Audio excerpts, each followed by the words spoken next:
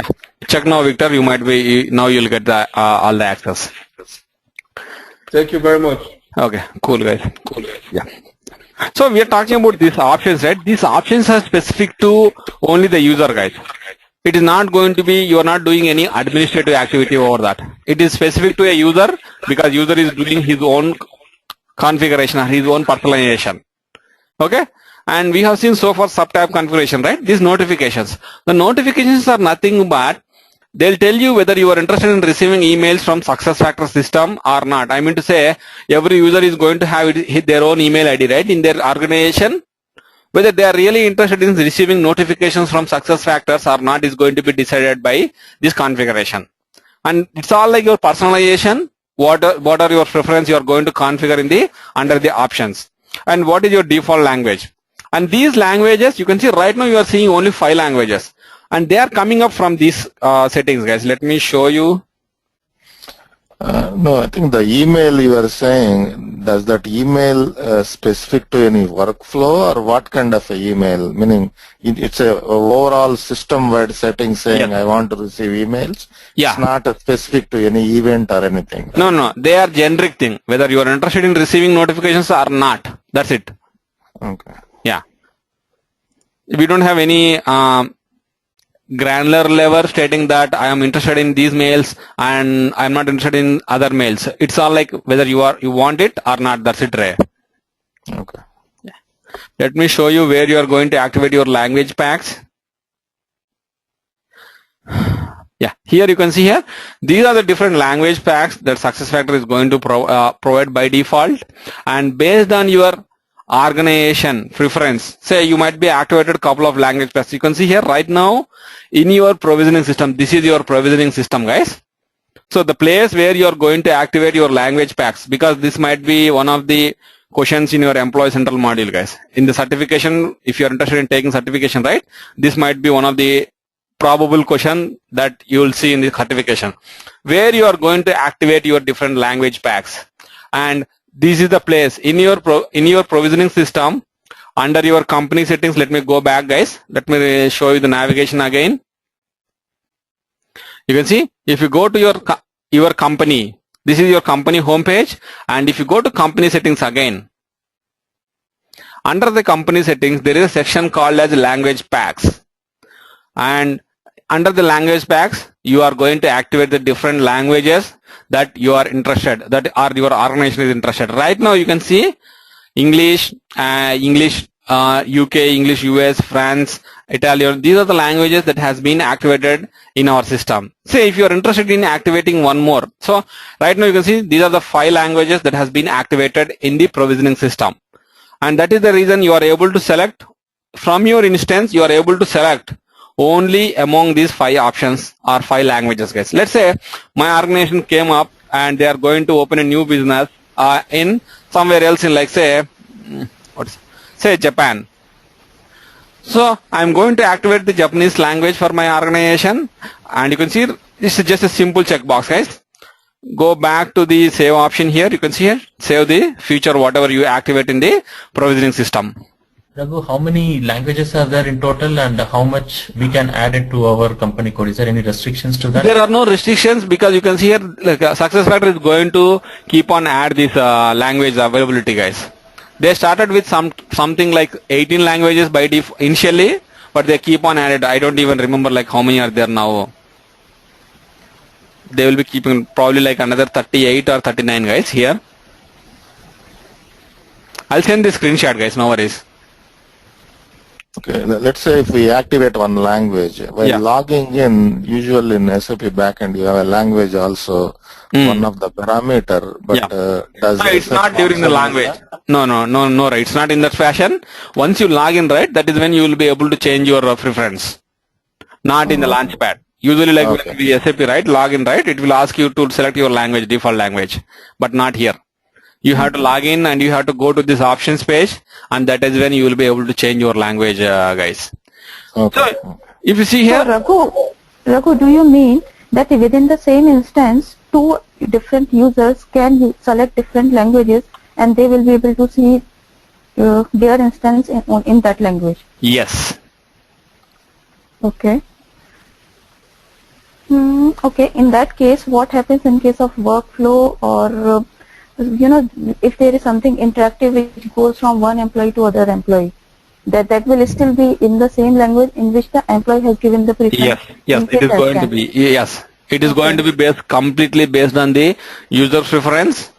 And I'll show you, like, when we go on to the employee center module, that is when I'll show you how you are going to implement these language translations, the labels specific to different languages. I'll show you, Kavita. Okay, just for out of curiosity, can you select some other language other than English and just show us how it will look like? You can probably try that. See, the moment I do that, right, my language is going to change. Yeah. That's fine. Yeah. I can. Yeah. Yeah. And if you change to Japanese or something, right, definitely you'll come back to me asking to reset your password or language. Okay, no worries, okay. And coming back to change language.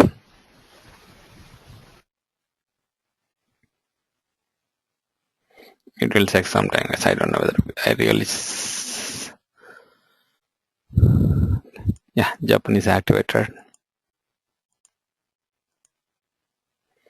Usually your provisioning system changes will take 1 or 2 minutes, guys, to reflect to your instance. And always whenever you are change something in your provisioning system, right, you have to clear your browser cache wherever you are logging into the instance and relaunch the browser, guys, so that all the cache is going to be cleared and the system is going to be loaded as per the latest configuration that you kept in the provisioning system.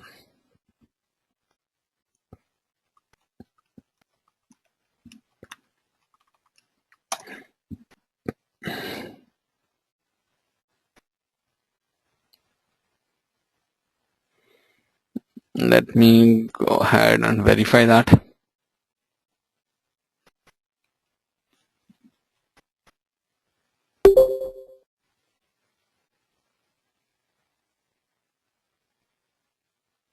Not yet, guys. We'll see, like, after a few minutes we'll see that, guys. Don't worry, don't spend time here. And this is your compensation number. What number format that you are interested? Basically, like, it's all like user preference. What kind of preference they want to see in the SuccessFactors instance, right? You can see here, these are the possible things. And you can just go through these things, right? There is no point of like explaining you, but I was just showing, like, this is for accessibility. Like, if you are like someone who is blind and their color vision impatient, right? They can go ahead and set their settings. And believe me or not, so far I haven't used these things or I have not configured anything. It's all like someone needs to give like a head and trial these things so to get familiarity. And this proxy management, just for time being, keep it aside, guys, because I need a complete session to work on this proxy management. It will take a 1.5 hour to 2 hours of session with respect to the proxy management. Usually, what is the high level functionality? Like, say, as an administrator, say you are going to get couple of tickets, right, from your employees in the organization, and if you want to troubleshoot their issues, you don't need to go to their system, you don't need to go to their desk, or they don't need to come to your desk, or they don't need to share their credentials with you. I mean to say their username and password, they don't need to do that.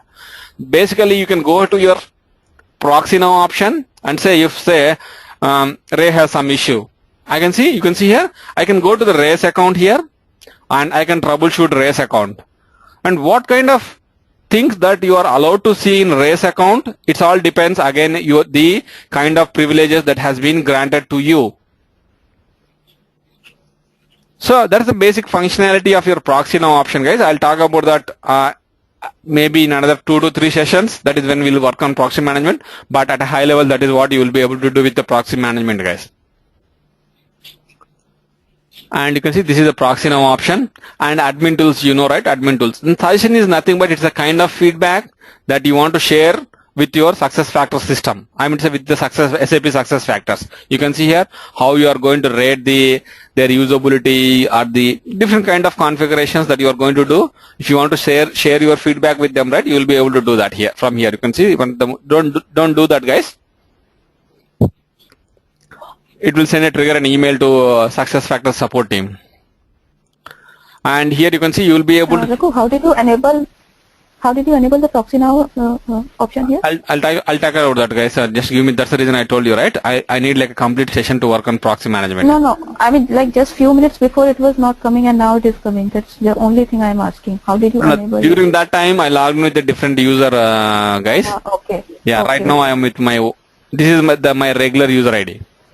Okay. Someone logged it, so that is the reason I have to create a new user ID, and then I have to log with that user ID to unlock my own account.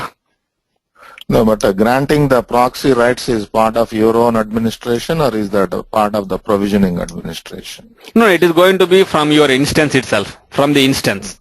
It's not like provisioning. All your permissions, it is going to be from the instance itself, guys. And take it for granted, guys, the provisioning system is going to only like 97 to 98%. It is going only with respect to activating your modules. Okay. And the different features of your modules. Yeah. And these option, if you want to search for your employees, say in my organization, if I want to look at the public profile of a different user, say if I want to look at the public profile of Srini, you can see here, I can just search for the user. I can keep on type the username, and you can see I can search for, and based on the accessibility of my restriction or my access level in the organization, I will be able to see the information of some other employees in my organization. You can see I will be able to see their public profile. I can see their organization chart. I can see their what kind of badges they have, and I can see based on the accessibility, I can even see their compensation statements. You can see here, if at all they have some compensation statements, I will be able to see that one as well. And as I am an administrator, you can see here, even I am able to add some notes as also. It's basically like usability kind of thing. And let me.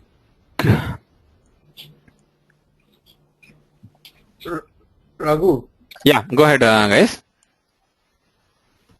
Yeah, Raghu, this provisional system, who is in charge of it? Are you the consultant or the customer that has the access to the provisional?